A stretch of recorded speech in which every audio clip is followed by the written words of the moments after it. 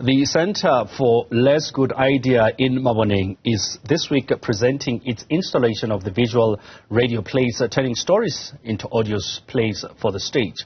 Conceptualized and led by Neo Muyanga, on-air visual radio plays forms part of the first iteration of Collations, a short series of performance-based events around a central theme.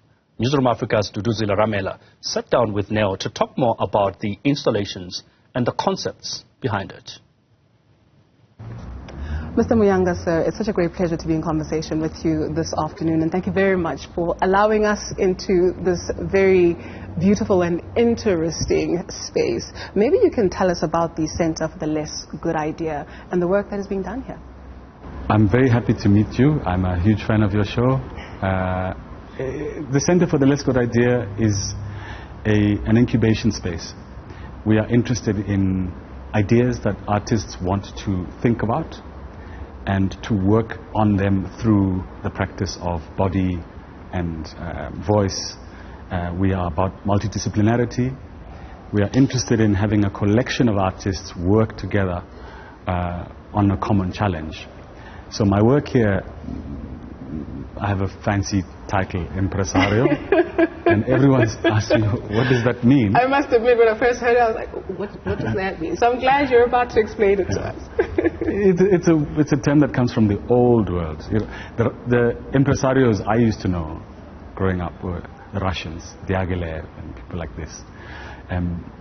But in this sense, it means the creative director of the center. So my work here is to invent ideas that are hopefully appealing to work on, and then to work on or devise a methodology for how to work towards that idea. So one could say I invent the good idea, and then the next phase is to invite multidisciplinary artists, thinkers, people who are working with sound, people working with design, people who work with the ideas themselves, so thinkers, intellectuals, actors, scenographers, and to put them together around the concept and to test whether it works. And so they challenge it, and they really test its rigor. At times the perfect idea breaks because it might not survive the tension, but then the ask is to defend the idea that was made. So not to give up on it, but to embellish it, to improve it, to repurpose it perhaps, and that leads to the less good idea. And it's a good idea, and that's the reason why we are here, that is going to be put to the test. Perhaps you can introduce that to our viewers and tell us about how it came to be. This concept of the radio play is something that I've been thinking about for many years. I grew up listening to radio plays with my mother and my grandmother, and we'd sit usually in the kitchen around the wireless, and it was clear to me we were all listening to the same narration, but it also occurred to me at some point that we were probably not seeing the same scenography, we were probably not imagining the same characters, we didn't have the same soundtrack maybe that was playing out in our heads when there was silence. And I thought that's a wonderful way to share space with others while remaining imaginative yourself. Because it's, you know, radio, they say, is theater for the mind. What that means to me, what that says to me is it activates the imagination. And so I'm interested in ways that a public can activate their own imagination while watching and receiving a performance. So hence the idea occurred to make the visual radio play series, where we posit the radio play for your oral pleasure, but at the same time you are seeing the Foley artists who are walking on sand or playing with water make sound effects to match what the narrator and the voice performers are giving you as the storyline. They have to coordinate themselves. They're using only a few mics that are well placed, so the choreography of how they get around and still sound natural as characters is important, and that's fascinating to watch. Often they make mistakes, often they flip the page too loudly, and all of that would take the illusion away. So then the training becomes, how do you maintain the silence of the mundanities of life while telling the story and arriving at the magical tale that lands in the ear. But then to think about an audience of 60 people and how each of them are participating in completing the story. So what we're offering is not a complete story. You're not just consuming it. You participate in embellishing it, in completing it yourself. So it's an active engagement. I would like for us to get into the intricacies of how that was achieved, right? So when you turn the page and you're turning it in silence, but maybe let's get into the story itself and the conception of the story. What are you sharing with us? That was the first place we began. That was interesting to me because I wanted to invite writers, people I regard as really wonderful writers, but I wanted to challenge them. And so I approached people who'd never written a radio play before. People like Kollega Putuma, Andrew Buckland, Gondliswa James, William Harding, Matthew Wilhelm Solomon, people like Silo Pesa, to invite them to write their own story, whatever they wanted to write about.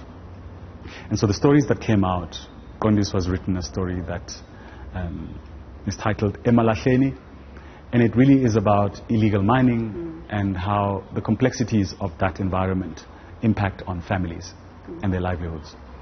It's obviously quite a heavy story to tell, but because we're also telling it in this light-hearted way with objects, found objects, that we are trying to recreate into these palettes of sound that give you the sense of being at home in the morning, traveling through a dusty road and arriving deep down in the mine, and how these men and women are fighting for these remnants of the luxuries and the riches that are below the soil. All of that is done in front of your eyes in quite an entertaining way. So it's both hard to listen to, but incredibly enticing to watch. Andrew Buckland wrote a story that is really on the surface about a domestic crisis. The family wants to invite the boss of the husband to dinner, and halfway through the preparations they find out that the person is a very serious, strict vegan. And so they have to shift how they're going to cook, except they've got a dog and the dog wants to impress them, and the way the dog impresses them is by killing a duck. Oh my. And so it's a story of how they fail better at hiding this murderous act, and ultimately an admission has to be given. It sounds as if we, as you said, we're going to have to do some of the work, but you also have writers who have brought out themes that are so pertinent, whether you're going through something personally or whether it's as a collective, as a country, when you speak of the mining or this family that is navigating some of these issues. And so when you, we also heard that it's not just the performances, you can also go into a room where it's just purely audio. Yes, so the choice is up to the audience. One can choose to participate by taking it in with the eyes and the ears, or you can simply have an oral experience. And we've designed a radio room next door where we simulcast it. As they are performing here, you can listen to them make their story come alive. Oh my. Okay, so you spoke about the intricacies, or is it technicality? Is that the word of now? You're on the stage and you have to, create or minus some sounds? Yeah. And so how did that work? Who did you have to rope in for that? What did people have to do to bring that out? That's a good question. Some of the obvious people to invite there are talented musicians, and to ask them not to play wonderfully perfect music. It's to mimic the sound of a dying duck, to mimic the sound of a sunrise, to mimic the sound of a bakkie that is arriving and traveling onto gravel. And the challenge was, how do you create that in a way that can be believable for the ears? And I think what happens is the ears and the eyes compensate for each other. If you are given the right cues, you quite likely accept what I'm hearing is in fact that. Is Bobby McFerrin part of this? Bobby McFerrin is, I'm a big fan of Bobby McFerrin, so you caught me out. Yeah. But I guess in concluding, for an audience member, one, what do they walk away with? And two, for somebody who's looking at this and listening to this and thinking, I really want to experience that, where and when again? To experience it is very easy. We are opening the series of visual radio plays at the Center for the Less Good Idea. It's at Arts on Main in Maboneng, with a sequence of events that include a conversation that I'm moderating between William Kentridge and Wole Soyinka. And it's followed immediately by the youth group from Windybrow Theatre Centre, teenagers who are interpreting the legendary epic poem by Aimé Césaire, The Return to My Native Land, but they are reinterpreting it from Hillbrow, so they will create the soundscapes of a Hillbrow they know to talk about this approach to the city, the urbanscape. And the Hillbrow of 2024 is very different to the Hillbrow of way back then. Absolutely. Sure. Absolutely. And then on Friday, we have 3 radio plays that will proceed sequentially. And then on Saturday, we have at 6 p.m. at the center, a How Showing the Making. And that's our platform where we talk about the idea, the genesis of these ideas, how we came together around it, how we responded to the challenge, and we reveal some of the intricacies and the technicalities of getting to the storytelling. That will be an hour. We take a break, and then at 7 we start again with telling 3 more stories to complete the weekend. We know you. I can't let you go without putting this in, because we know you for, you mentioned that someone has to recreate the sound of a sunrise.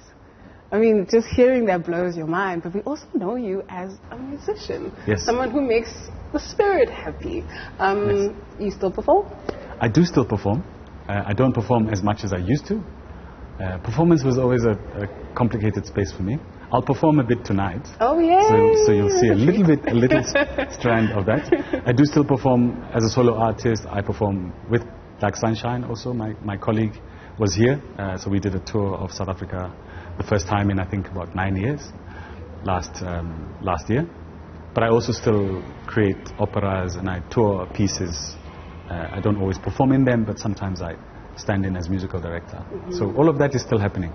Because there's words that are etched in some of our hearts. We grow from seed to trees. Me and my people building. So it's so good to see you build, and it's so good to witness all of this, and we cannot wait to see the magic that you have prepared for us. Thank you very much. Thank you. I appreciate your time. Thank you.